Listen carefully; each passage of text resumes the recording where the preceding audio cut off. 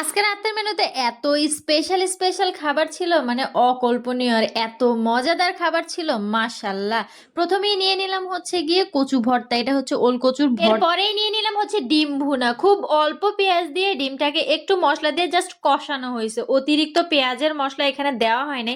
ডিম ভুনা মানে আমরা বুঝি হচ্ছে পেঁয়াজ, পেঁয়াজ ছাড়া ডিম ভুনা আসলে বেশ মজাও লাগে না। তবে এটা খুবই সিম্পল, মানে খুবই সিম্পল একটা ডিম ভুনা বলা চলে, তবে স্বাদটা হচ্ছে অতুলনীয়, বুঝছেন। বলে না ঢেকি স্বর্গে গেলেও বাড়া বানাই লাগে, তো আমার হচ্ছে গিয়ে তাই। বিকালে আসছি মায়ের বাসায়, এসে দেখি ছোট চাচু বেড়াতে আসছে। তো যাই হোক, ছোট চাচুকে তো খাওয়ানো লাগবে, আবার আমরাও এসেছি গেস্ট উপস্থিতি হিসাবে। যাই হোক, ওই ভেবে রান্না করা। আর এইটা নিয়ে নিলাম হচ্ছে গিয়ে মাছ ভুনা।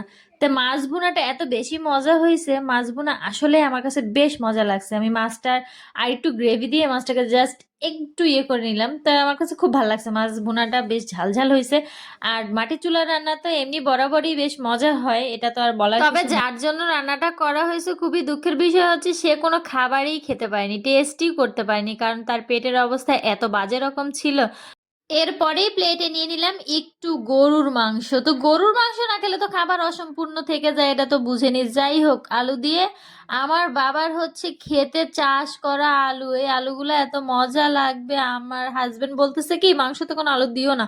পরে যখন আলু দিয়ে মাংস রান্না করা হয়েছে দেন সে খেয়ে বলতেছে না আলুগুলো তো বেশ মজা। আমি বলছিলাম না আলুগুলো অনেক মজা হবে। আমরা গ্রামের মানুষ, অতি সাধারণ আমাদের খাওয়া দাওয়া, অতি সাধারণ আমাদের চলাফেরা, এবং অতি সাধারণ আমাদের কথাবার্তা। আমরা অত গুছায় কথা বলতে পারি না ভাই। আর এই যে শেষ পাতে নিয়ে নিলাম হচ্ছে পিঠা। পিঠাটা অনেক বড় ছিল, পেটে জায়গা কম ছিল, যার জন্য অর্ধেকটা ভেঙে নিছি।